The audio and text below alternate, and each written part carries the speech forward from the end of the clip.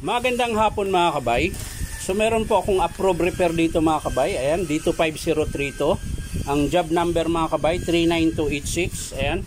Bali ang papalitan natin mga kabay, ito po. Ayan, spindle, brass holder set, cooler, cap, tsaka o-ring at syempre yung kanyang gear case housing. Ayan. So tara mga kabay, samahan nyo ko ikakabit natin. So ayan mga kabay. Bali, natanggal ko na po yung mga screw mga kabay. So, tatanggalin na natin. Uunahin muna natin yung sa gear case housing mga kabay. Uhuli lang natin yung kanyang brass holder. So yan mga kabay, magpapalit din tayo nito. So, kailangan natin tanggalin, pati spindle mga kabay. Yan, walang kahirap-hirap magtanggal nito mga kabay. At saka kabit kasi buo na po siya, isang salpakan na lang. Ayan. So yung sa striker mga kabay, kakabit lang natin yung o-ring. Ayan.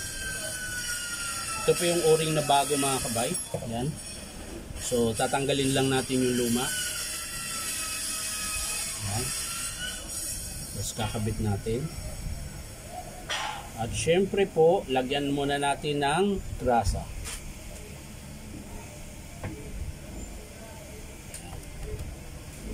Para ayan.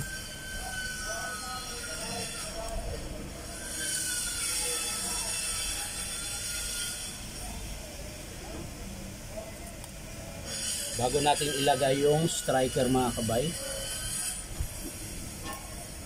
Ayan. Siyempre ito hindi natin kailangan lagyan ng grasa dahil meron na po siyang kasama. Ayan, kulay green. So isasalpak lang natin ito mga kabay. Ayan.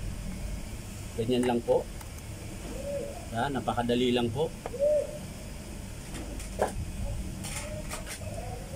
Tapos, lalagay na natin yung kanyang, check lang natin yung washer mga kabay kung nandito. So, ayan, nandito. Okay. Lalagay na natin yung kanyang gear case. Ayan.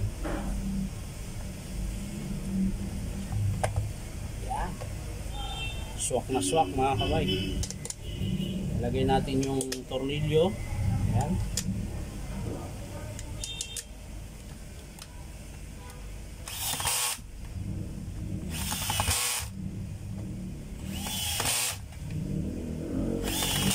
Ayan.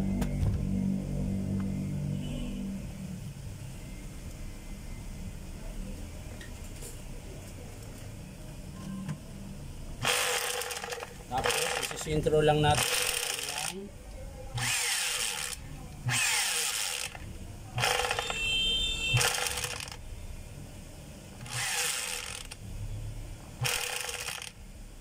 tigas ah.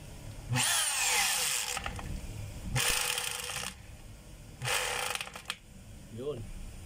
So yan mga kabay, nakasintro na po yan. So pwede natin ibalik yung kanyang selector. Yun, tumunog mga kabay.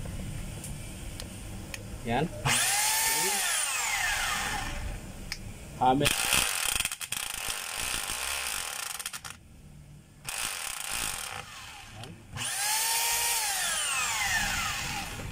So ang sunod mga kabay ay yung kanyang cap. Siyempre bago yun mga kabay, yung spring muna. Washer. Ayan po yung washer mga kabay. Tapos yung kanyang bulitas. Ayan. Yan po yung naglalak sa bala mga kabay. At syempre yung cooler. Ayan. Tapos yung ring. Ayan. Ito yung naglalak sa cooler para hindi makalas.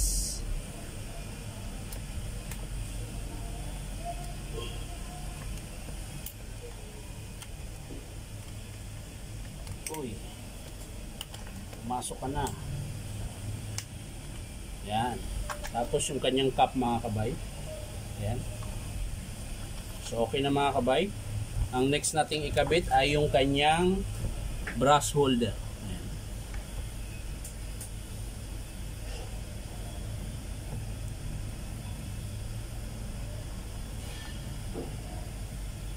lipat lang natin yung job number niya mga kabay dito.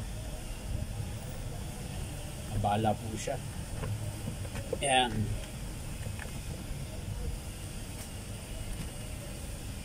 So ayan mga kabay, kailangan muna nating tanggalin sa pagkahinang dahil hindi na po siya nakahinang, hindi na po siya nakaterminal, hininang na po siya. So tatanggalin natin. Kailangan nating hinangin yun mga kabay. So ayan mga kabay, nakalas ko na po. Ayan, natanggal ko na rin po yung pagkahinang niya.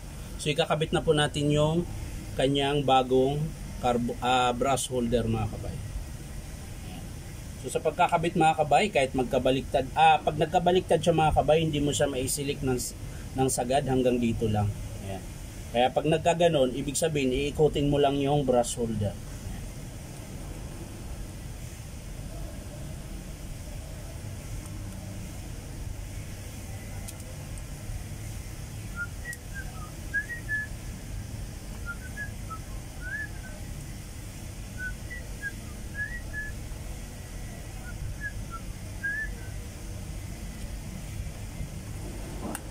So yan mga kabay, tama yan.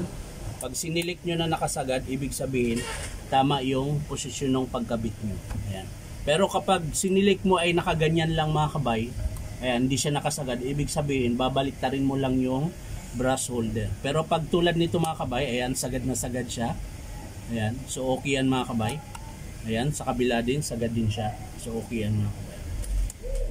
So lalagay lang natin yung lock. Ayan. Ito po yung lock ng armature, pinaka-pin niya.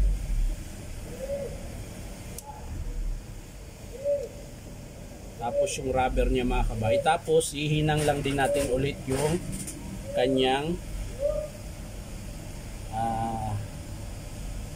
itong kanyang ano mga kabay, papuntang switch. So hinang lang din natin siya ulit.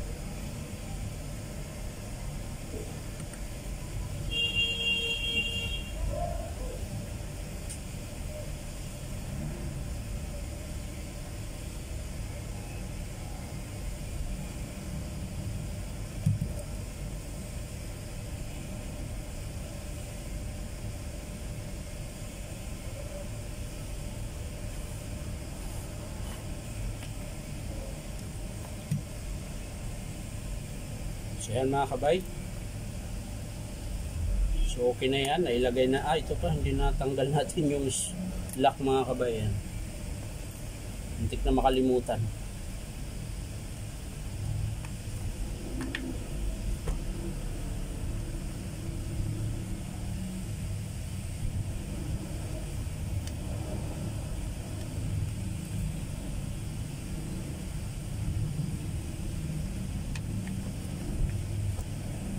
Ay.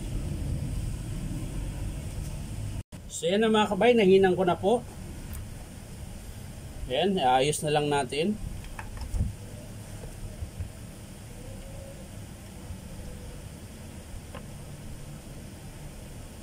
Ayos lang natin yung kanyang wiring mga kabay. Para hindi siya maipit.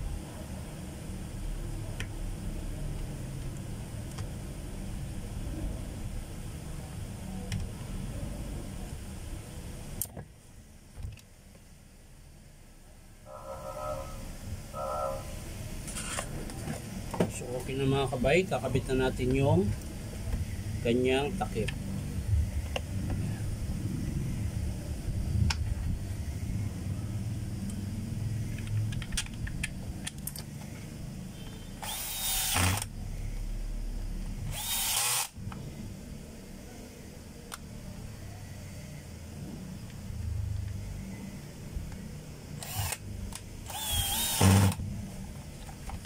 So yan mga kabay, titesting na natin.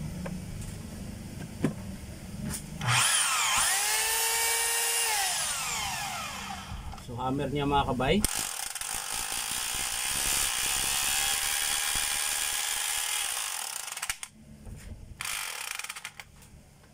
Balik lang natin sa drill. So yun lang mga kabay, bali ang pinalitan natin ay yung kanyang gear case, ayan, spindle and gear, cooler, cap, tsaka o-ring, at syempre yung kanyang brass holder. So yan lang mga kabay, maraming salamat sa panonood at palike and share na rin po. At syempre po, subscribe nyo po ito aking YouTube account na Inom Tabay. So maraming salamat mga kabay, bye bye.